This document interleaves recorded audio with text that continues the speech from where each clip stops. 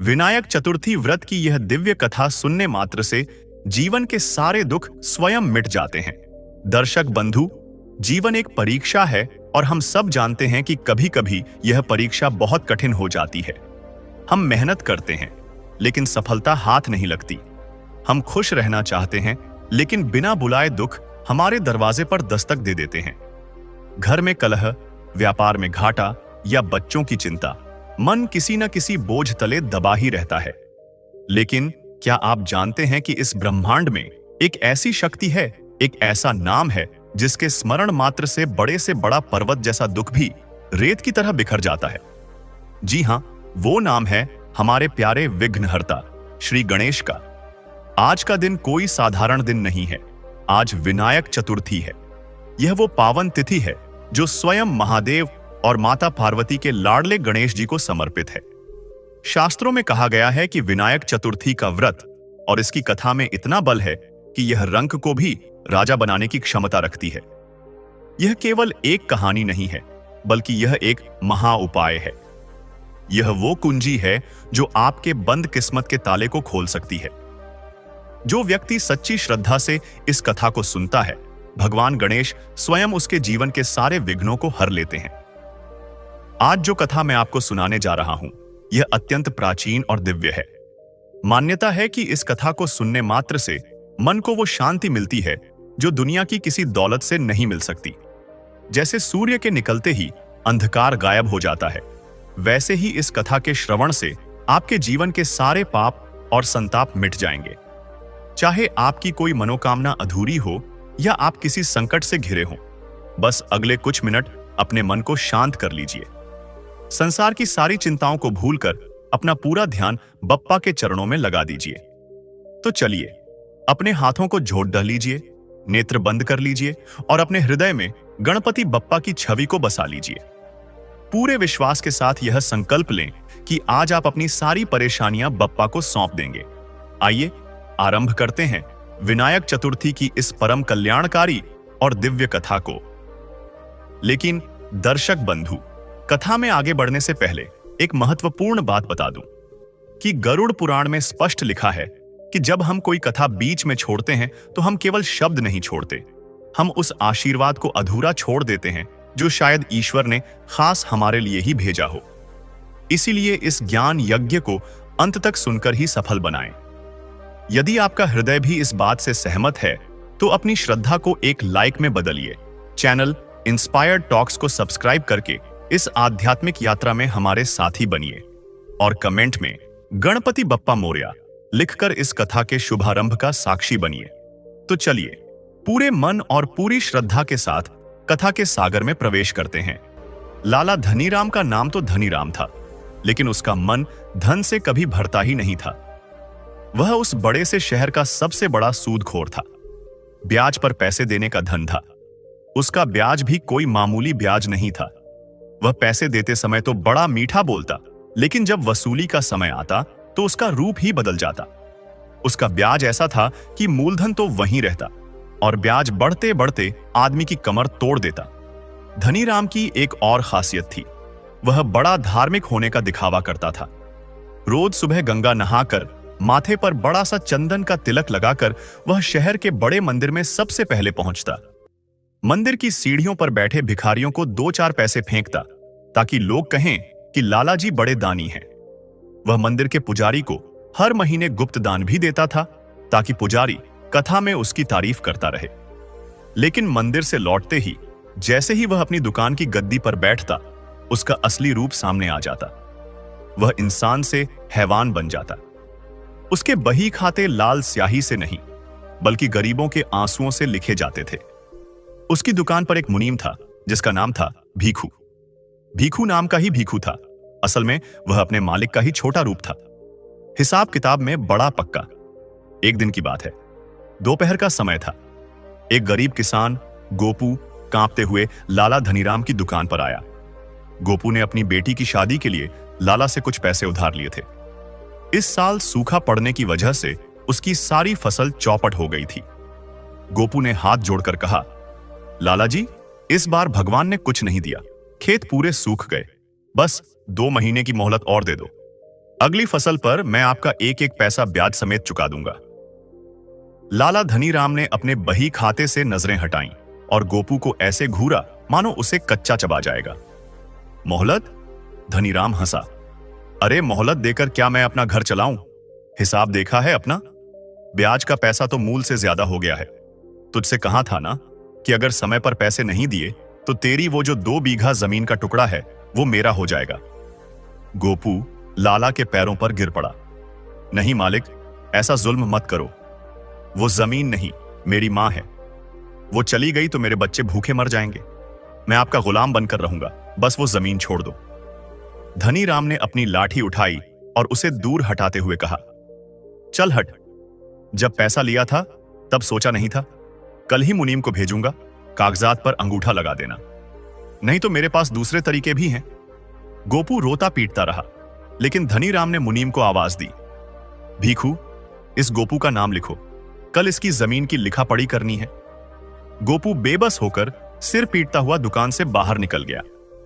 धनीराम के पास धन दौलत, नौकर चाकर, बड़ी हवेली, सब कुछ था, लेकिन उस आलीशान हवेली में एक बच्चे की किलकारी नहीं गूंजती थी। उसकी पत्नी पार्वती बड़ी ही नेक और धार्मिक औरत थी। वह दिन भर पूजा पाठ करती और अपने पति के इन क्रूर कामों से मन ही मन दुखी रहती। उसने कई बार धनीराम को समझाने की कोशिश की, इतना पैसा किस काम का जो किसी के आंसू बनकर निकले, लेकिन धनीराम उसकी बात हंसी में उड़ा देता। अरे भगवान, तू नहीं समझेगी, यह दुनिया है, यहां या तो लूटो या लुट जाओ, और मुझे लूटना पसंद है।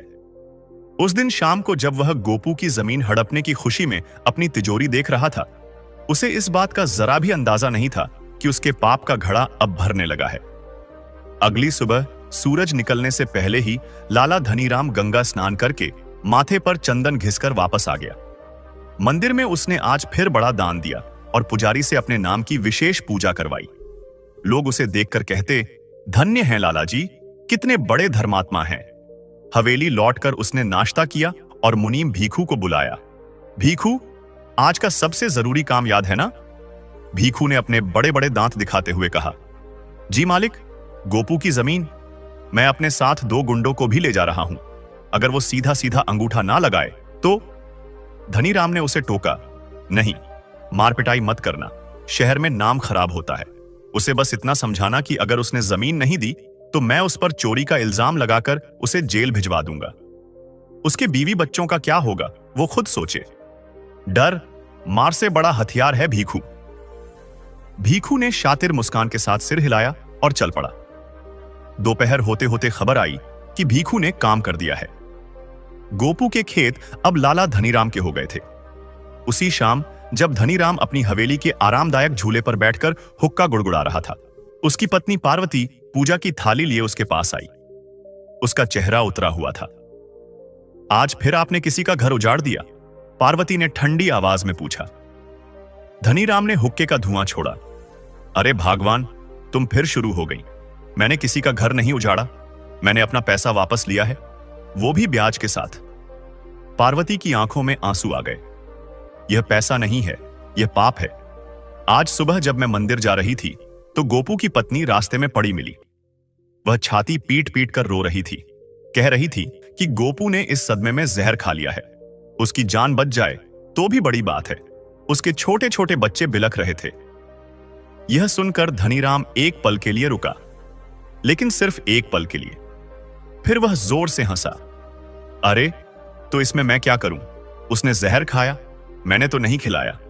उसे अपनी औकात देखकर उधार लेना चाहिए था। और तुम? उसने पार्वती की तरफ उंगली दिखाई। तुम इन फालतू बातों में मत पड़ा करो। भगवान ने हमें इतना दिया है, उसकी पूजा करो। जाओ, मेरे लिए गर्मा गर्म दूध लाओ।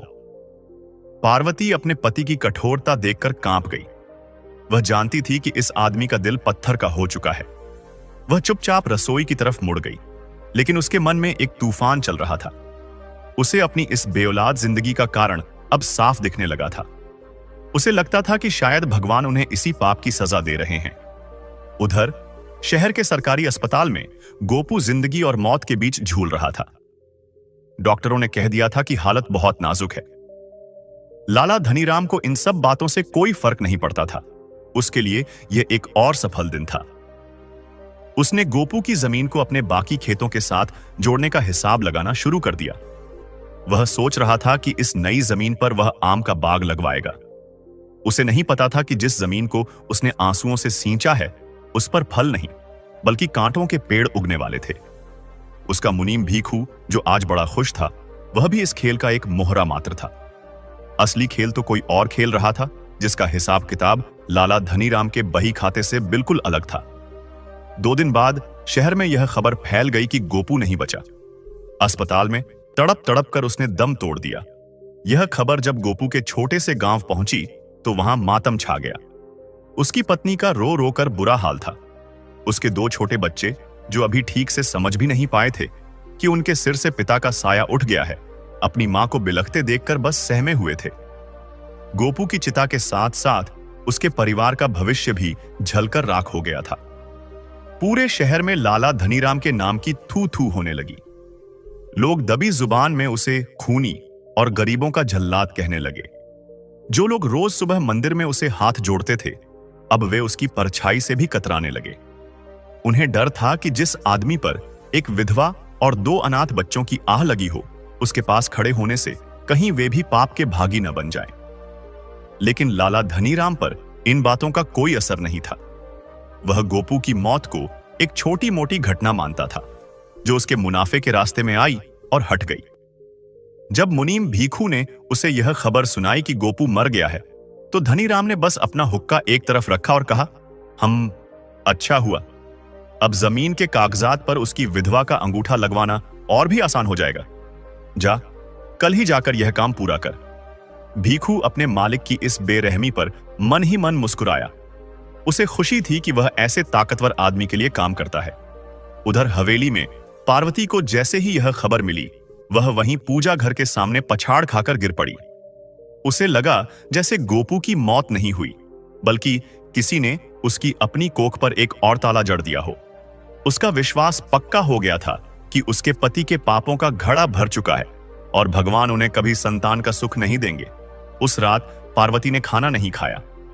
वह चुपचाप उठी, अपने गहनों की संदूकची खोली और उसमें से कुछ सोने की चूड़ियां निकाली। आधी रात के अंधेरे में जब हवेली के सब नौकर सो गए थे, वह चुपके से घर से निकली। उसने अपना चेहरा घूंघट से ढक लिया था। वह पैदल ही शहर के उस पार गोपू के गांव की तरफ चल पड़ी। जब वह उस टूटी फूटी झोंपड़ी के पास पहुंची तो अंदर से रोने की आवाजें आ रही थीं। गोपू की पत्नी अपने बच्चों को सीने से चिपकाए विलाप कर रही थी। पार्वती ने हिम्मत करके दरवाजा खटखटाया। विधवा ने लाल सूजी हुई आंखों से दरवाजा खोला। एक अजनबी औरत को घूंघट में खड़ा देखकर वह चौंकी। पार्वती ने कांपते हुए अपनी चूड़ियां उसकी तरफ बढ़ाईं। बहन, यह रख लो, यह मेरी तरफ से नहीं, भगवान की तरफ से है, अपने बच्चों के लिए। गोपू की पत्नी ने उन चूड़ियों को देखा, फिर पार्वती के घूंघट को। वह नहीं जानती थी कि यह कौन है, लेकिन उसे मदद नहीं, न्याय चाहिए था। क्या होगा इन चूड़ियों से? वह फपक कर रो पड़ी। क्या इनसे मेरा पति वापस आ जाएगा? क्या यह मेरे बच्चों के सिर पर बाप का हाथ लौटा देंगी? ले जाओ इन्हें, मुझे भीख नहीं चाहिए, जाओ यहां से। उस विधवा की चीख सुनकर पार्वती के पैर कांप गए। वह समझ गई कि यह पाप पैसे या सोने से धुलने वाला नहीं है। वह उन चूड़ियों को वापस लिए बिना रोती हुई अंधेरे में वापस हवेली की तरफ भाग पड़ी। घर लौटकर उसने देखा कि धनीराम अपने बिस्तर पर चैन की नींद सो रहा है, मानो दुनिया में सब कुछ ठीक हो। पार्वती को अपने पति से ज्यादा घिनौना इंसान कोई नहीं लगा। वह रात भर भगवान के सामने रोती रही, हे प्रभु, मुझे ऐसी दौलत नहीं चाहिए, मुझे इस पाप के महल से निकालो, या फिर मेरे पति को कोई ऐसा सबक सिखाओ कि उसे इंसानियत का मतलब समझ आए। उसे क्या पता था कि उसकी यह दुआ बहुत जल्द एक बड़े ही भयानक रूप में कबूल होने वाली थी। गोपू की मौत के बाद कई हफ्ते बीत गए। शहर में धीरे धीरे यह बात पुरानी पड़ने लगी। गोपू की विधवा और बच्चे अब भीख मांगकर अपना पेट पाल रहे थे। लाला धनीराम ने गोपू की उस 2 बीघा जमीन पर एक बड़ी सी दीवार खड़ी करवा दी थी ताकि कोई उसमें घुस ना सके। पार्वती अब अपने पति से बिल्कुल कट गई थी। वह हवेली में रहती जरूर थी, लेकिन एक अजनबी की तरह। वह अपना ज्यादातर समय पूजा पाठ या हवेली के पिछवाड़े बनी गौशाला में गायों की सेवा में बिताती। उसने धनीराम से बात करना लगभग बंद ही कर दिया था। लेकिन धनीराम को इन सब से क्या फर्क पड़ता? उसका धंधा तो चमक रहा था। गोपू की जमीन हड़पने के बाद बाकी कर्जदारों में उसका खौफ और भी बढ़ गया था। अब कोई उससे मोहलत मांगने की हिम्मत नहीं करता था। तारीख से एक दिन पहले ही लोग जैसे तैसे करके, चाहे अपना घर बार बेचकर, उसका ब्याज चुका जाते थे। धनीराम का घमंड 7वें आसमान पर था। उसे लगता था कि वह भगवान से भी ऊपर है, क्योंकि लोग भगवान से इतना नहीं डरते थे जितना उससे डरते थे। एक दिन वह अपनी दुकान पर बैठा था। मुनीम भीखू हिसाब सुना रहा था। मालिक, इस महीने की कमाई पिछले महीने से भी दुगनी हुई है। गोपू वाले किस्से के बाद तो सब कांपते हैं। भीखू ने अपनी चापलूसी भरी मुस्कान दी। धनीराम हंसा।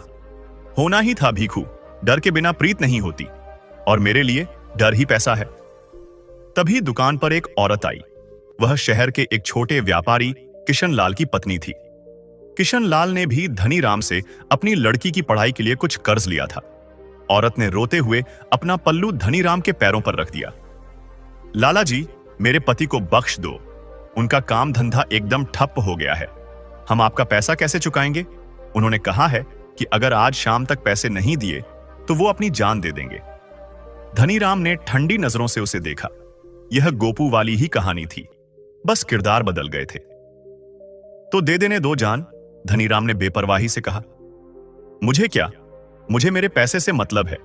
शाम तक पैसे नहीं आए तो कल सुबह तुम्हारे घर पर ताला लग जाएगा, और अपने पति को कहना अगर मरना ही है तो मेरी दुकान से दूर मरे। अपशकुन होता है। वह औरत सन्न रह गई। वह पत्थर की मूरत बनी धनीराम को देखती रही। फिर वह बिना कुछ कहे एक मरी हुई लाश की तरह दुकान से बाहर निकल गई। भीखू ने कहा, मालिक, ये किशन लाल बड़ा ईमानदार आदमी था, शायद सच में तंगी में है। धनीराम ने उसे घूर कर देखा। भीखू, तू मुनीम है या साधु? अगर दिल में इतनी दया है तो जा मंदिर में बैठ, मेरी गद्दी पर नहीं। जा, पता लगा कल जो बड़ा माल आने वाला है वो कहां तक पहुंचा। भीखू चुपचाप सिर झुकाकर चला गया। धनीराम का कपड़े का भी बड़ा कारोबार था, जो वह सूदखोरी के पैसों से ही चलाता था। उसका एक बड़ा जहाज भरकर महंगा रेशमी कपड़ा दूसरे देश से आने वाला था। यह उसकी इस साल की सबसे बड़ी कमाई होने वाली थी। वह कई दिनों से इसी का इंतजार कर रहा था। शाम होने को आई। धनीराम हवेली लौटने की तैयारी कर ही रहा था कि भीखू बदहवास सा दौड़ता हुआ आया। उसका चेहरा सफेद पड़ा था। मालिक, गजब हो गया, वह हांफते हुए बोला। क्या हुआ? माल आ गया? धनीराम ने उत्सुकता से पूछा। नहीं मालिक, भीखू की आवाज कांप रही थी। खबर आई है कि समंदर में बड़ा तूफान आया था, अपना वो जहाज डूब गया। धनीराम को लगा जैसे किसी ने उसके कान में पिघला हुआ सीसा डाल दिया हो। वह अपनी गद्दी से खड़ा हो गया। क्या बकवास कर रहा है? वह गरजा। डूब गया? ऐसे कैसे डूब गया? मेरा सारा माल, मेरी सारी पूंजी। जी मालिक, सब खत्म हो गया, कुछ नहीं बचा, पूरा जहाज समंदर में समा गया। लाला धनीराम वहीं गद्दी पर धम्म से बैठ गया। यह उसके लिए सिर्फ पैसों का नुकसान नहीं था, यह उसके घमंड पर पहली चोट थी। पहली बार किसी चीज पर उसका काबू नहीं चला था। पहली बार उसे लगा था कि कोई है जो उससे भी ज्यादा ताकतवर है। लेकिन यह सदमा उसे सबक सिखाने के लिए काफी नहीं था। यह तो बस उस बड़े हिसाब किताब की पहली किश्त थी जो अब शुरू होने वाला था। लाला धनीराम के लिए यह सदमा मामूली नहीं था। वह जहाज सिर्फ कपड़ा नहीं, उसकी अकड़ का एक बड़ा हिस्सा लेकर डूबा था। उस रात धनीराम हवेली लौटा, लेकिन उसके पैर लड़खड़ा रहे थे। वह सीधा अपने कमरे में गया और दरवाजा अंदर से बंद कर लिया। उसने खाना नहीं खाया। पार्वती समझ गई थी कि कुछ बहुत बुरा हुआ है। जब मुनीम भीखू ने उसे जहाज डूबने की खबर दी तो पार्वती ने एक पल के लिए अपनी आंखें बंद कर लीं। उसके मुंह से सिर्फ इतना निकला, हे भगवान, जैसी तेरी लीला। वह खुश नहीं थी, लेकिन उसे इसमें भगवान का एक इशारा साफ दिख रहा था। देर रात धनीराम अपने कमरे में टहल रहा था। उसका दिमाग फट रहा था। इतना बड़ा नुकसान, उसकी बरसों की कमाई का एक बड़ा हिस्सा एक ही झटके में समंदर निगल गया। उसे गोपू का, किशन लाल की पत्नी का या किसी और गरीब का चेहरा याद नहीं आया। उसे बस अपने खोए हुए पैसे दिख रहे थे। नहीं, मैं बर्बाद नहीं हो सकता, वह खुद से बोला। यह जरूर किसी की नजर लगी है, या उस मुनीम भीखू ने ही कोई गड़बड़ की होगी। उसका मन किसी को दोषी ठहराने के लिए तड़प रहा था। अगली सुबह धनीराम मंदिर नहीं गया। वह नहा धोकर सीधा अपनी दुकान पर पहुंचा। उसका चेहरा रात भर जागने के कारण सूजा हुआ था और आंखें लाल थीं। मुनीम भीखू डरते डरते दुकान में आया। मालिक, चुप! धनीराम गरजा। सारा हिसाब किताब निकालो, सारे बड़े कर्जदारों की सूची लाओ। भीखू फौरन बही खाते ले आया। धनीराम ने एक एक नाम को घूर कर देखा। उसका दिल, जो कल रात सदमे से बैठा जा रहा था, अब वह फिर से पत्थर की तरह सख्त हो गया था। नुकसान ने उसे दयालु नहीं बल्कि और ज्यादा खूंखार बना दिया था। उसे अपना खोया हुआ पैसा वापस चाहिए था और वह उसे इन गरीबों से ही निचोड़कर निकालने वाला था।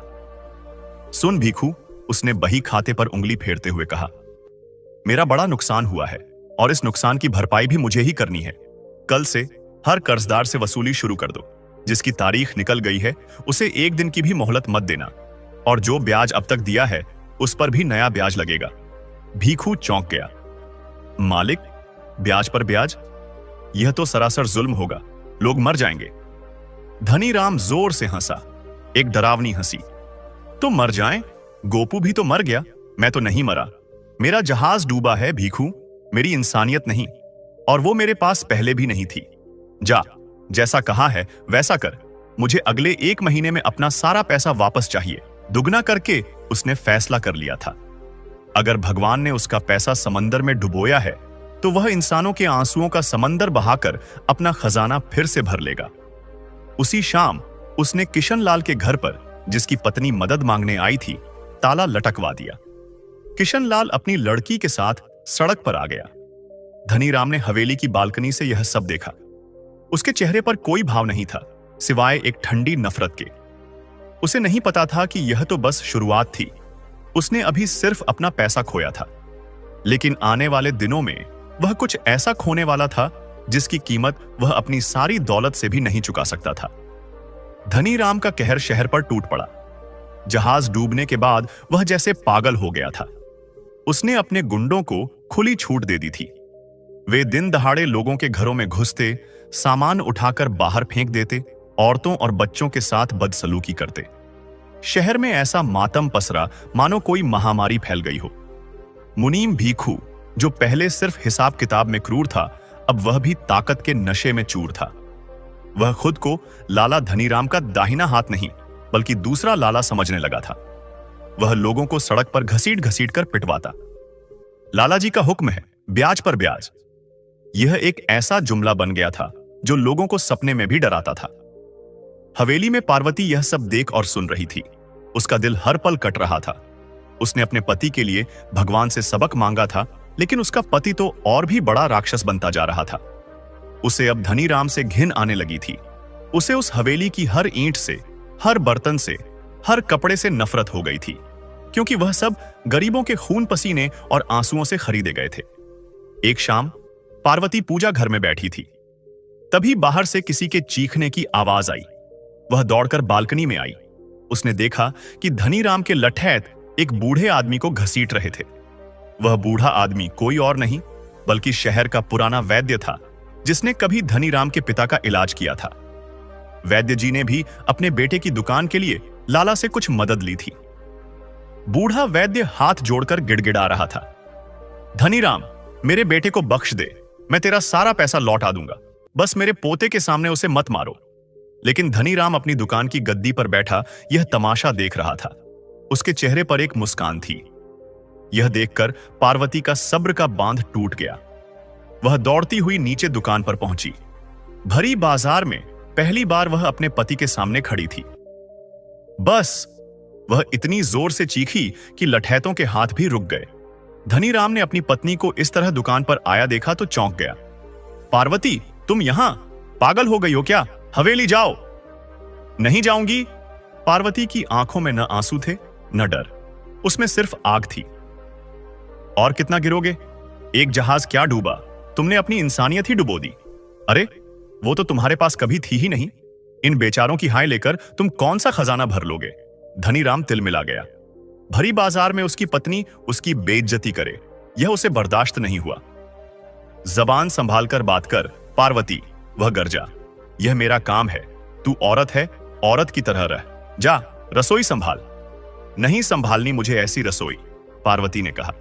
जिस हवेली की नींव में गरीबों की आहें दबी हों, जहां हर निवाला किसी के आंसू से गीला हो, वो हवेली मेरे लिए श्मशान से भी बदतर है। उसने अपने गले में पड़ी सोने की माला तोड़कर धनीराम के बही खाते पर फेंक दी।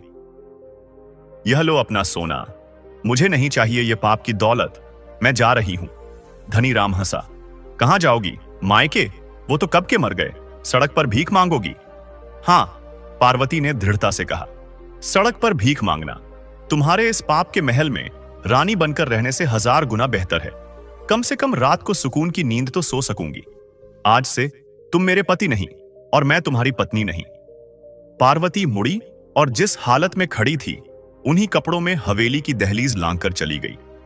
उसने एक बार भी पलटकर नहीं देखा। वह सीधा मंदिर की ओर चल दी, यह तय करके कि अब अपनी बाकी जिंदगी वहीं भगवान की सेवा में बिताएगी।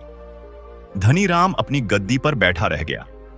उसे पैसों का नुकसान हुआ था, लेकिन आज वह सच में लुट गया था। वह औरत जो उसके घर की इज्जत थी, जो उसकी दौलत के अंधेरे में इकलौता दिया थी, वह उसे उसकी असलियत का आईना दिखाकर चली गई थी। बाजार के बीचों बीच सन्नाटा छा गया। लोग अपनी सांस रोके खड़े थे। लाला धनीराम की अपनी पत्नी ने भरी सभा में उस पर थूका था और उसे छोड़कर चली गई थी। यह उसके पैसों पर नहीं, उसकी मर्दानगी और उसके घमंड पर सीधी चोट थी। धनीराम कुछ देर के लिए पत्थर का बन गया। वह पार्वती को तब तक घूरता रहा जब तक वह गली के मोड़ पर आंखों से ओझल नहीं हो गई। जैसे ही वह ओझल हुई, धनीराम का सदमा भयानक गुस्से में बदल गया। उसका चेहरा तमतमा गया। उसने देखा कि सब लोग उसी को घूर रहे हैं।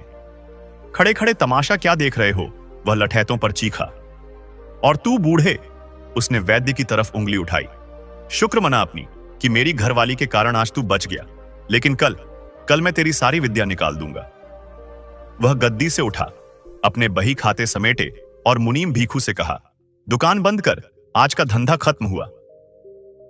धनीराम ने किसी की तरफ नहीं देखा। वह गुस्से में पैर पटकता हुआ अपनी हवेली की तरफ चल दिया। उसके पीछे पीछे लोग फुसफुसा रहे थे, पाप का घड़ा भर गया है, अब फूटेगा। उधर पार्वती सीधा मंदिर पहुंची। शाम की आरती की तैयारी हो रही थी। पुजारी, जो धनीराम से हर महीने दान लेता था, पार्वती को इस हाल में देखकर घबरा गया। देवी, आप इस वक्त? और लाला जी कहां हैं? पार्वती ने पुजारी को हाथ जोड़ा। उसकी आवाज शांत थी, पर लोहे की तरह मजबूत। पुजारी जी, आज से मेरा कोई लाला जी नहीं है। मैं अब सिर्फ भगवान की दासी हूं। मैंने वह पाप का महल हमेशा के लिए छोड़ दिया है। क्या इस मंदिर में, इस भगवान के घर में मुझे सिर छिपाने की जगह मिलेगी? मैं झाड़ू पोछा करूंगी, बर्तन मांज दूंगी, जो आप कहेंगे वो करूंगी। पुजारी सन्न रह गया। वह जानता था कि धनीराम को गुस्सा आया तो वह उसका मंदिर में रहना मुश्किल कर देगा, लेकिन पार्वती की आंखों में ऐसा तेज था कि वह मना नहीं कर सका। ठीक है देवी, उसने हिचकिचाते हुए कहा, आप जब तक चाहें मंदिर के पिछवाड़े बनी उस छोटी सी कोठरी में रह सकती हैं। पार्वती ने वहीं जमीन पर माथा टेका। आज बरसों बाद उसे लगा कि वह आजाद हुई है। रात हुई। विशाल हवेली धनीराम को खाने को दौड़ रही थी। जिस कमरे में पार्वती पूजा करती थी, उस पर ताला लगा था। जिस रसोई में वह उसके लिए खाना बनाती थी, वह ठंडी पड़ी थी। नौकर चाकर थे, लेकिन हवेली में कोई जान नहीं थी। धनीराम ने शराब की बोतल निकाली। वह आज तक सिर्फ हुक्का पीता था, लेकिन आज उसका गुस्सा काबू से बाहर था। छोड़ दिया मुझे, धनीराम को, वह खुद से बात कर रहा था। उसकी इतनी हिम्मत, मैं उसे सड़क पर ला दूंगा।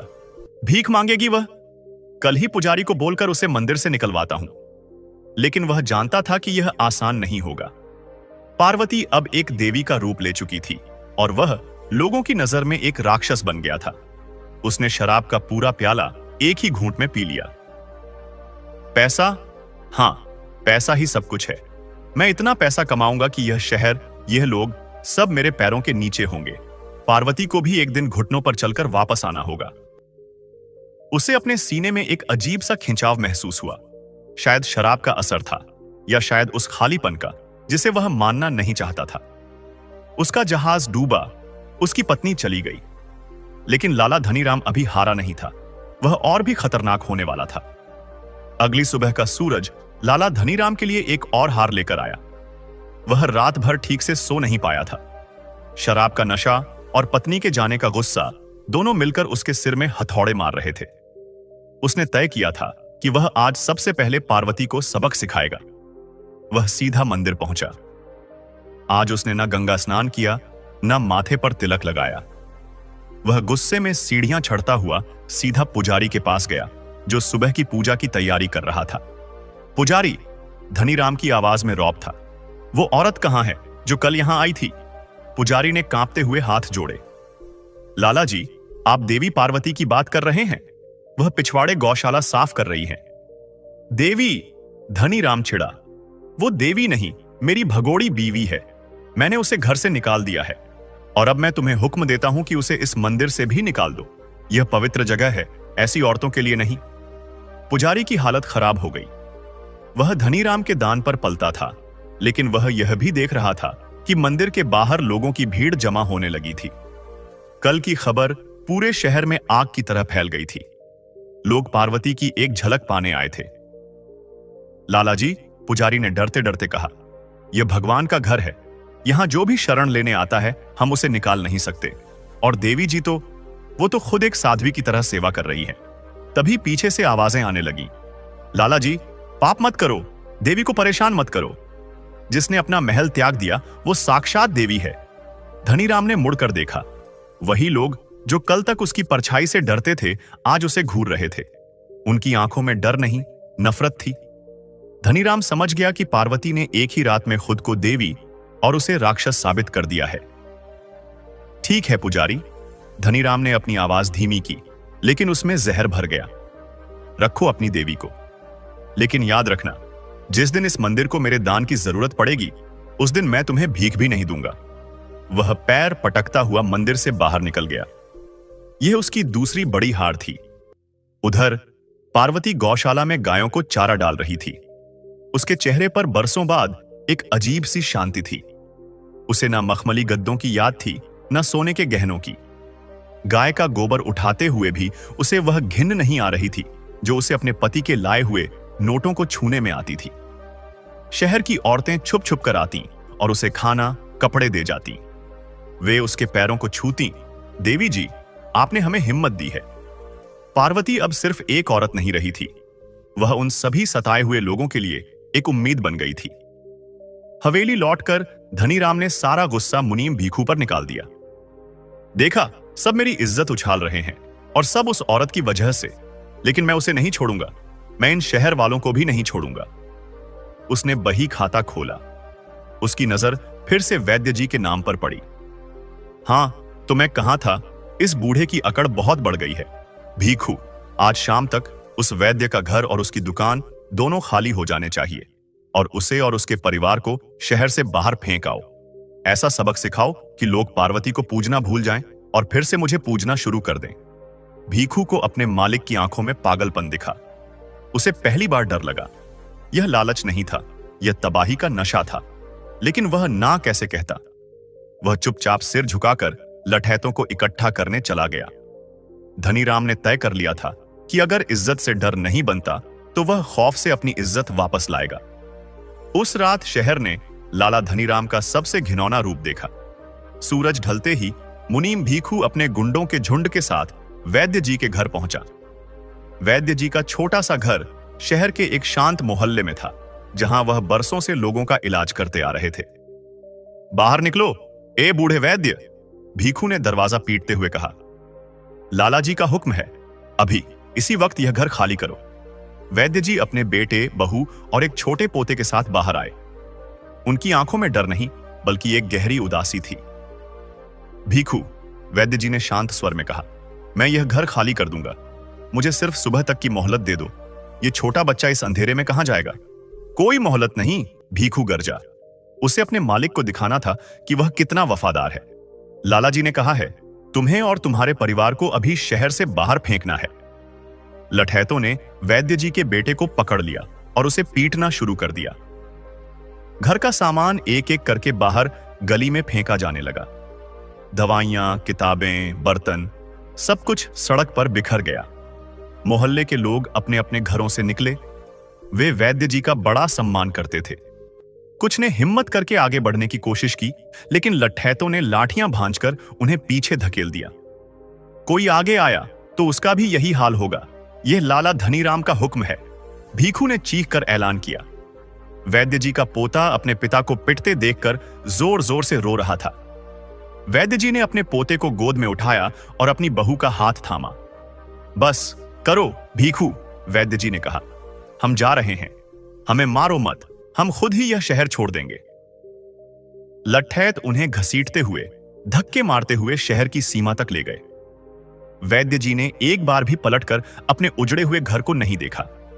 शहर की सीमा पर पहुंचकर भीखू ने उन्हें आखिरी धमकी दी, अगर कल सुबह तुम इस शहर के आसपास भी दिखे तो जान से मार दिए जाओगे। बूढ़े वैद्य जी ने उस रात अपने छोटे से परिवार के साथ एक पेड़ के नीचे पनाह ली। यह खबर जब हवेली पहुंची तो धनीराम ने एक ठहाका लगाया। देखा, इसे कहते हैं खौफ।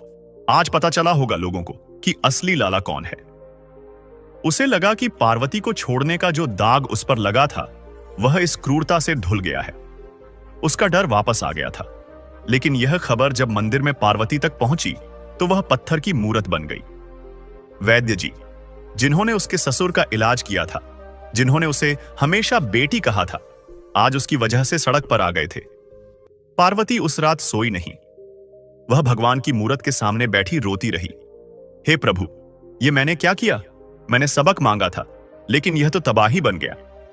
मेरे पति को रोको भगवान, इससे पहले कि यह पूरे शहर को श्मशान बना दे। इसे रोको, तुम कोई चमत्कार करो या मुझे ही कोई रास्ता दिखाओ। उस रात पार्वती ने एक बड़ा फैसला ले लिया। उसे समझ आ गया था कि अब बात सिर्फ एक पति पत्नी के झगड़े की नहीं थी, यह बात अब धर्म और अधर्म की लड़ाई बन चुकी थी, और इस लड़ाई में उसे सिर्फ पूजा करके नहीं बैठना था। अगली सुबह पूरा शहर एक अजीब सी खौफनाक चुप्पी में डूबा हुआ था। रात को वैद्य जी के साथ जो हुआ उसने लोगों के दिलों में बची खुची हिम्मत भी तोड़ दी थी। लोग घरों से निकल रहे थे, काम पर जा रहे थे, लेकिन किसी की नजरें किसी से नहीं मिल रही थीं। हर कोई डरता था कि कहीं लाला धनीराम का कोई मुखबिर उन्हें बात करते हुए ना देख ले। लाला धनीराम आज बड़ी शान से अपनी दुकान पर आया। उसने देखा कि लोग उसे देखते ही रास्ता बदल रहे हैं या सिर झुकाकर तेजी से निकल रहे हैं। यह देखकर वह मन ही मन मुस्कुराया। हां, यह हुई ना बात। खौफ यही तो चाहता था मैं। वह अपनी गद्दी पर ऐसे बैठा मानो वह शहर का लाला नहीं बल्कि राजा हो। भीखू, उसने आवाज दी। जी मालिक। आज का हिसाब शुरू करने से पहले जाओ और मंदिर के बाहर एक चक्कर लगा कर आओ। देखो वो देवी क्या कर रही है। भूखी प्यासी होगी तो अक्ल ठिकाने आ गई होगी। धनीराम ने ठहाका लगाया। लेकिन भीखू जब मंदिर के पास पहुंचा तो उसने देखा कि वहां का नजारा ही कुछ और है। पार्वती, जो कल रात के फैसले के बाद बिल्कुल बदल चुकी थी, सुबह सुबह नहा धोकर मंदिर की सीढ़ियों पर आकर बैठ गई थी। वह मंदिर के अंदर नहीं गई, वह सबसे बाहर वाली सीढ़ी पर सबके सामने बैठ गई। उसने अपने बाल खोल दिए थे और माथे पर सिर्फ पूजा की राख मली थी। लोग जो मंदिर में पूजा करने आ रहे थे वे उसे इस रूप में देखकर ठिठक गए। पुजारी दौड़ा हुआ आया। देवी, आप यहां, अंदर चलिए। पार्वती ने आंखें खोली। उसकी आवाज शांत पर इतनी दृढ़ थी कि सब रुक गए। नहीं पुजारी जी, उसने कहा, अब पूजा अंदर नहीं बाहर होगी। आज से मैं अन्न जल का त्याग करती हूं। भीड़ में एक हलचल मच गई। अन्न जल? देवी, ये आप क्या कह रही हैं? पार्वती खड़ी हुई और उसने जुड़े हुए हाथों से लोगों की तरफ देखा। हां, मैं पार्वती, इसी शहर के लाला धनीराम की पत्नी, यह प्रण लेती हूं कि जब तक मेरे पति के सिर से यह पाप का नशा उतर नहीं जाता, जब तक वह गोपू के अनाथ बच्चों और वैद्य जी के उजड़े परिवार को उनका हक वापस नहीं लौटाते और अपने जुल्मों के लिए माफी नहीं मांगते, तब तक मैं ना एक दाना अन्न का ना एक बूंद पानी की ग्रहण करूंगी। या तो इस शहर को उसका इंसाफ मिलेगा या फिर इन्हीं सीढ़ियों पर मेरे प्राण निकलेंगे। यह सिर्फ एक घोषणा नहीं थी, यह एक युद्ध का ऐलान था। भीखू ने यह सब देखा और सुना। वह भागा भागा वापस दुकान पर आया। उसका चेहरा पीला पड़ा था। मालिक, गजब हो गया। देवी जी तो... क्या हुआ? रो रही है? माफी मांग रही है? धनीराम ने हुक्के का कश लेते हुए पूछा। नहीं मालिक, उसने मंदिर की सीढ़ियों पर बैठकर अन्न जल त्याग दिया है। कह रही है जब तक आप गोपू और वैद्य जी का सब लौटा नहीं देते, तब तक वह भूखी प्यासी वहीं बैठी रहेगी या मर जाएगी। धनीराम के हाथ से हुक्के का पाइप छूट गया। एक पल को उसका चेहरा सफेद पड़ा। यह दूसरा तमाचा था और यह पहले से भी ज्यादा जोरदार था। उसकी अपनी पत्नी उसी के खिलाफ, उसी के शहर में उसे झुकाने के लिए अपनी जान दांव पर लगा रही थी। लाला धनीराम अपनी गद्दी पर जम गया। एक पल के लिए तो उसे समझ ही नहीं आया कि क्या करे। उसकी अपनी पत्नी खुलेआम उसे ब्लैकमेल कर रही थी। तो यह बात है, वह गुस्से में खुद से बोला। अब वह मुझे इस तरह झुकाएगी, मुझे डराएगी? वह मुझे जानती नहीं है। वह उठा और दुकान के बाहर खड़ा हो गया। उसने भीखू से कहा, यह सब नाटक है। 2 घंटे धूप में बैठेगी, प्यास से गला सूखेगा तो खुद ही उठकर हवेली भागेगी, और नहीं आई तो मुझे परवाह नहीं। मरती है तो मर जाए, मेरे पास और भी काम है। धनीराम ने दिखावे के लिए अपने बही खाते खोल लिए, मानो उसे कोई फर्क ही नहीं पड़ा हो। लेकिन उसका ध्यान हिसाब में बिल्कुल नहीं था। उसका कान मंदिर की तरफ से आने वाली हर छोटी सी आहट पर लगा था। जैसे जैसे दिन चढ़ता गया, खबर पूरे शहर में फैल गई। पहले 1-2 औरतें आईं, फिर 10-20, और देखते ही देखते मंदिर की सीढ़ियों पर सैकड़ों लोगों की भीड़ जमा हो गई। जो लोग कल तक धनीराम के नाम से कांपते थे, वे सब आज पार्वती के समर्थन में आकर बैठ गए। वे पार्वती को देवी जी नहीं, माता जी कहने लगे थे। माता जी, थोड़ा जल पी लीजिए, आप मर जाएंगी। नहीं, पार्वती की आवाज धूप से कमजोर हो रही थी, लेकिन उसमें दृढ़ता थी। यह मेरी तपस्या है।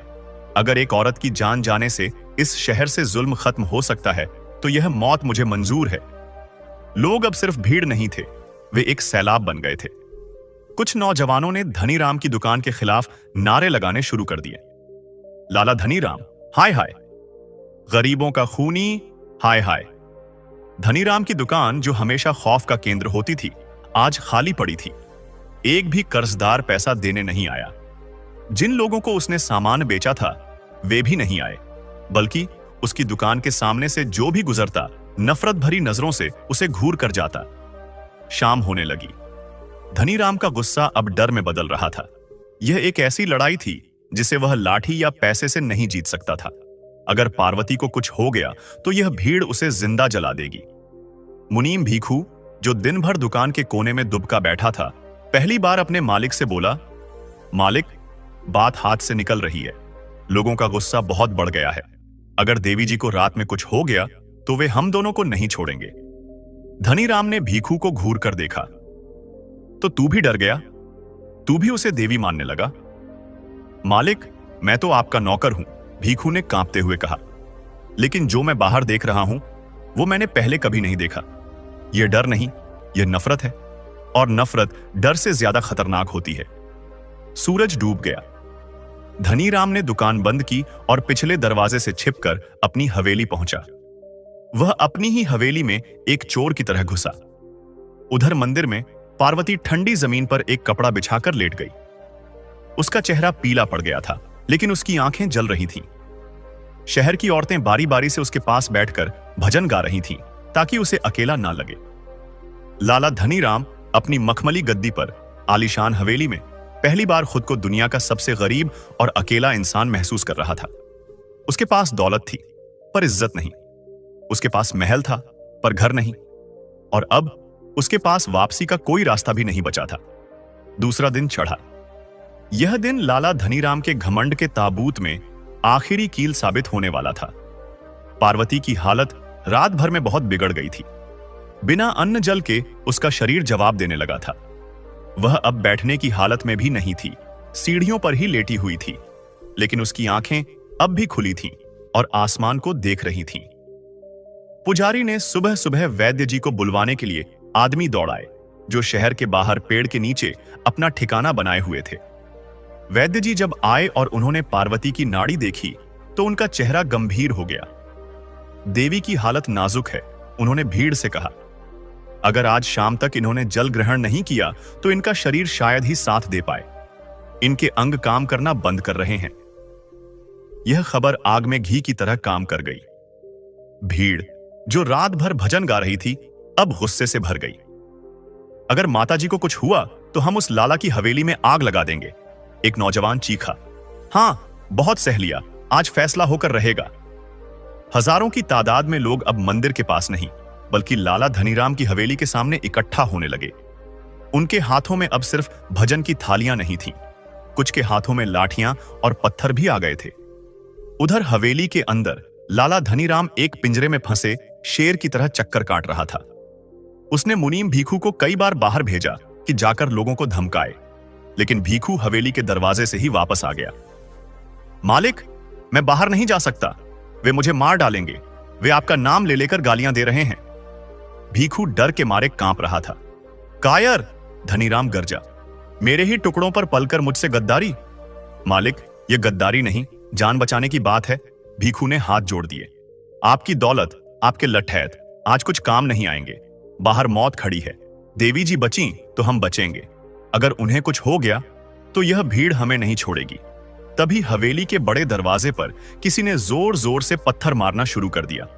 बाहर निकल धनीराम, बाहर निकल, खूनी। धनीराम का दिल दहल गया।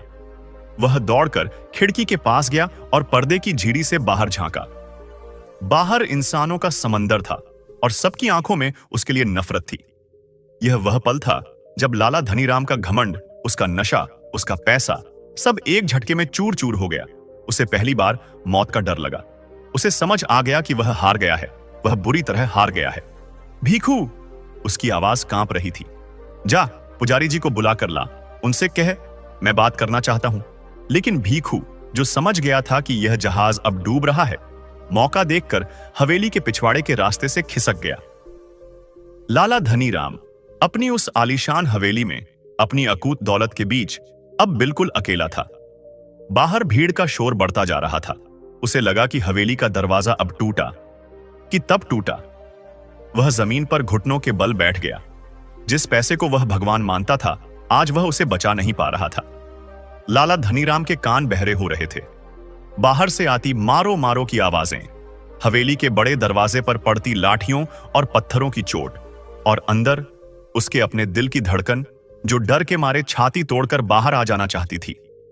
उसे अपनी मौत साफ दिख रही थी। वह दौलत जिसके बल पर वह खुद को भगवान समझता था, आज उसकी हवेली की दीवारों में कैद पत्थरों से ज्यादा कुछ नहीं थी। पार्वती, उसके मुंह से एक ही नाम निकला। वह जानता था कि उसे यह भीड़ नहीं बख्शेगी। उसे सिर्फ एक ही इंसान बचा सकता है, वह जिसकी जान खुद दांव पर लगी थी। धनीराम ने अपने कांपते हाथों से हवेली का मुख्य दरवाजा खोला। जैसे ही दरवाजा खुला, शोर एक पल के लिए थम गया। हजारों लोग जो अभी अभी हवेली में आग लगाने को तैयार थे, अपने सबसे बड़े दुश्मन को अपने सामने इस हाल में देखकर चौंक गए। यह वह लाला धनीराम नहीं था जो अकड़ कर चलता था। यह एक डरा हुआ, टूटा हुआ बूढ़ा आदमी था जिसकी आंखें भीख मांग रही थीं। उसने माथे पर तिलक नहीं लगाया था, पैरों में जूतियां नहीं थीं। वह भीड़ के बीच से झुके हुए सिर के साथ ऐसे गुजरा जैसे कोई लाश श्मशान की तरफ जा रही हो। लोग खुद ब खुद उसे रास्ता देते गए। किसी ने उसे छुआ नहीं, किसी ने उस पर पत्थर नहीं फेंका। शायद उसकी यह हालत देखकर ही लोगों का आधा गुस्सा ठंडा हो गया था। वह लड़खड़ाता हुआ मंदिर की सीढ़ियों तक पहुंचा। वहां का दृश्य देखकर उसका पत्थर का दिल भी पिघल गया। पार्वती जमीन पर बेहोश पड़ी थी। उसका चेहरा बिल्कुल सफेद, होंठ सूखे और नीले पड़ गए थे। वैद्य जी उसकी नाड़ी पकड़े बैठे थे। उनकी आंखों में आंसू थे। धनीराम दौड़ा और सीधा पार्वती के पैरों पर गिर पड़ा। वह बच्चों की तरह फूट फूट कर रोने लगा। पार्वती, उठो, मेरी तरफ देखो। वह उसका पैर पकड़कर चिल्लाया। मैं हार गया, तुम जीत गई। मैं सब लुटाने को तैयार हूं। गोपू की जमीन, वैद्य जी का घर, सब वापस कर दूंगा। मैं अपने सारे बही खाते आज इसी मंदिर में जला दूंगा। बस एक बार आंखें खोलो, मुझे माफ मत करो, पर इस तरह मुझे छोड़कर मत जाओ। उसने वैद्य जी के पैर पकड़ लिए। वैद्य जी, इसे बचा लो। मैं आपके पोते के नाम अपनी आधी जायदाद लिख दूंगा। इसे बचा लो। वैद्य जी ने उसे उठाकर खड़ा किया। लाला धनीराम, आज तुम्हें दौलत से कीमती चीज समझ आई है, पर शायद बहुत देर हो गई है। तभी धनीराम के आंसुओं की कुछ बूंदें पार्वती के सूखे होठों पर गिरीं। उसने बहुत धीरे से अपनी पलकें खोलीं। उसने देखा, उसका पति, जो कभी भगवान को नहीं मानता था, आज उसके पैरों में पड़ा है। वैद्य जी ने तुरंत पानी का एक लोटा उठाया। धनीराम ने कांपते हाथों से लौटा लिया और एक चम्मच पानी पार्वती के मुंह में डाला। पार्वती ने वह पानी पी लिया। पूरी भीड़ ने जैसे ही यह देखा, वे माता पार्वती की जय के नारे लगाने लगे। उस दिन लाला धनीराम का घमंड मर गया और एक इंसान का जन्म हुआ। उसने वही किया जो उसने कहा था। गोपू की विधवा को उसकी जमीन वापस दी और जीवन भर का गुजारा दिया। वैद्य जी का घर फिर से बनवाया और उनसे हाथ जोड़कर माफी मांगी। उसने अपना सारा सूदखोरी का धंधा बंद कर दिया और अपनी बची खुची संपत्ति गरीबों के लिए एक अस्पताल और धर्मशाला बनवाने में लगा दी। लेकिन पार्वती कभी हवेली वापस नहीं लौटी। वह उसी मंदिर में रही, गरीबों और बीमारों की सेवा करती रही। लाला धनीराम ने भी अपनी हवेली छोड़ दी और एक छोटी सी कुटिया में रहने लगा। वह रोज सुबह मंदिर आता, सबसे पिछली कतार में बैठता और दूर से पार्वती को देखता, उस देवी को जिसने एक राक्षस का अंत करके एक इंसान को बचाया था। दर्शक बंधु, अभी यह कथा यही खत्म नहीं होती। अभी हम ये भी जानेंगे कि विनायक चतुर्थी व्रत की यह दिव्य कथा सुनने मात्र से जीवन के सारे दुख स्वयं मिट जाते हैं। दर्शक बंधु, पौराणिक समय की बात है। एक छोटे से गांव में एक बहुत ही गरीब और वृद्ध महिला रहती थी। वह नेत्रहीन थी, यानी उसे दिखाई नहीं देता था। उसका कोई अपना नहीं था जो उसकी सेवा कर सके। बस उसका एक बेटा और बहू थे, लेकिन वे भी अपने जीवन के संघर्षों में उलझे रहते थे। उस बुढ़िया माई का एक ही नियम था। वह हर रोज सुबह जल्दी उठती, स्नान करती और मिट्टी से भगवान गणेश की एक छोटी सी मूर्ति बनाती। फिर दिन भर सच्चे मन से उस मूर्ति की पूजा करती और अंत में वह मिट्टी की मूर्ति विसर्जित कर देती। यह उसका नित्य का नियम था। न उसे धन का लालच था, न किसी और वस्तु का। बस उसे अपने बप्पा की सेवा में सुकून मिलता था। उसकी निस्वार्थ भक्ति देखकर एक दिन कैलाश पर्वत पर बैठे भगवान गणेश का आसन डोल गया। बप्पा ने सोचा कि मेरी यह भक्त इतनी वृद्ध और नेत्रहीन है, फिर भी मेरी सेवा में कोई कमी नहीं छोड़ती। मुझे इसे दर्शन देने चाहिए। अचानक उस बुढ़िया माई की कुटिया में एक तेज प्रकाश हुआ और साक्षात भगवान गणेश प्रकट हो गए। उन्होंने प्यार से कहा, माई, मैं तुम्हारी भक्ति से बहुत प्रसन्न हूं। आंखें खोलो और मुझसे कोई भी वरदान मांग लो। आज तुम जो मांगोगी मैं तुम्हें अवश्य दूंगा। बुढ़िया माई सकपका गई। उसने कहा, हे प्रभु, मैं तो अनपढ़ और गंवार हूं। मुझे तो मांगना भी नहीं आता। मेरे पास न धन है न काया। मुझे समझ नहीं आ रहा कि मैं क्या मांगूं। गणेश जी ने मुस्कुराते हुए कहा, कोई बात नहीं माई, तुम ऐसा करो, आज अपने बेटे और बहू से सलाह कर लो कि क्या मांगना चाहिए। मैं कल फिर आऊंगा, तब मांग लेना। बुढ़िया माई बहुत खुश हुई। शाम को जब उसका बेटा काम से लौटा तो उसने सारी बात बताई। बेटे ने लालच में आकर तुरंत कहा, मां, तुम बप्पा से ढेर सारा धन मांग लो, हमारी गरीबी दूर हो जाएगी। फिर उसने अपनी बहू से पूछा। बहू ने कहा, मां जी, धन का क्या करेंगे अगर घर में खेलने वाला कोई बच्चा ही ना हो? आप बप्पा से एक पोता मांग लीजिए। बुढ़िया माई बहुत असमंजस में पड़ी डीडीएच गई। बेटा धन मांग रहा था और बहू पोता। उसने सोचा, इन दोनों ने तो अपने अपने मतलब की चीज बता दी, लेकिन मेरे लिए क्या? उसने अपनी पड़ी डीडी होसन से पूछा। पड़ी डीडी होसन ने कहा, अरे माई, तू तो वैसे ही देख नहीं सकती। धन और पोते का क्या सुख लेगी अगर आंखें ही नहीं होंगी? तू अपने लिए आंखों की रोशनी मांग ले। अगले दिन बुढ़िया माई स्नान करके फिर से बप्पा की पूजा करने बैठी। भगवान गणेश पुनः प्रकट हुए और बोले, कहो माई, क्या निश्चय किया? क्या मांगना है? बुढ़िया माई ने हाथ जोड़कर कहा, हे गणराज, अगर आप मुझ पर प्रसन्न हैं तो मुझे ऐसा वरदान दीजिए कि मैं अपने पोते को सोने के कटोरे में दूध पीते हुए अपनी आंखों से देख सकूं। गणेश जी यह सुनकर खिलखिलाकर हंस पड़े। उन्होंने कहा, वाह माई, तुमने तो एक ही वरदान में सब कुछ मांग लिया। पोता मांगा तो वंश की वृद्धि भी मांग ली, सोने का कटोरा मांगा तो धन दौलत भी मांग ली, देख सकूं कहां तो अपनी आंखों की रोशनी भी मांग ली, और दूध पीते हुए कहा तो घर की खुशहाली और स्वास्थ्य भी मांग लिया। भगवान बोले, जाओ माई, तुमने मुझे अपनी भक्ति और भोली चतुराई से जीत लिया है। जो तुमने मांगा है वह सब तुम्हें मिलेगा। इतना कहकर भगवान अंतर्ध्यान हो गए। कुछ ही समय में उस बुढ़िया माई की आंखों की रोशनी वापस आ गई। घर में धन धान्य के भंडार भर गए और आंगन में एक सुंदर पोते की किलकारियां गूंजने लगीं। जिस तरह भगवान गणेश ने उस बूढ़ी माई के सारे दुख दूर किए और उसकी झोली खुशियों से भर दी, वैसे ही हे विघ्नहर्ता, इस कथा को सुनने वाले हर भक्त के घर में सुख, शांति और समृद्धि देना, सबके संकटों को हर लेना। तो भक्तों, यह थी विनायक चतुर्थी की वह परम कल्याणकारी और दुर्लभ कथा। हमें पूरा विश्वास है कि इस कथा को सुनकर आपके मन को असीम शांति मिली होगी। भगवान गणेश केवल एक देवता नहीं, बल्कि एक भावना है, एक विश्वास है। जो भी भक्त आज के दिन सच्चे मन से उनका ध्यान करता है, विघ्नहर्ता उसके जीवन से सारे कांटों को हटाकर फूलों की वर्षा कर देते हैं। याद रखिएगा, समय चाहे कितना भी कठिन क्यों ना हो, अगर बप्पा का हाथ आपके सिर पर है तो हर मुश्किल आसान हो जाएगी। अगर आपको इस कथा से थोड़ी भी सकारात्मक ऊर्जा मिली हो तो इस वीडियो को लाइक जरूर करें।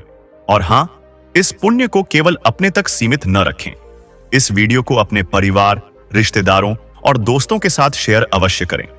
क्या पता आपके एक शेयर से किसी दुखी व्यक्ति को यह कथा सुनने को मिले और उसका जीवन बदल जाए। धर्म और भक्ति बांटने से ही बढ़ती है। ऐसे ही ज्ञानवर्धक, पौराणिक और भक्तिमय वीडियो हर रोज देखने के लिए अभी हमारे चैनल इंस्पायर टॉक्स को सब्सक्राइब करें और बेल आइकन को जरूर दबाएं, ताकि हमारी हर नई वीडियो सबसे पहले आप तक पहुंचे। जाते जाते अपनी कोई एक मनोकामना बप्पा के चरणों में समर्पित करें और कमेंट बॉक्स में पूरे जोश और श्रद्धा के साथ लिखें, गणपति बप्पा मोरया। अगली वीडियो में फिर मिलेंगे एक नई दिव्य कथा के साथ। तब तक के लिए आप सभी पर भगवान गणेश की कृपा बनी रहे।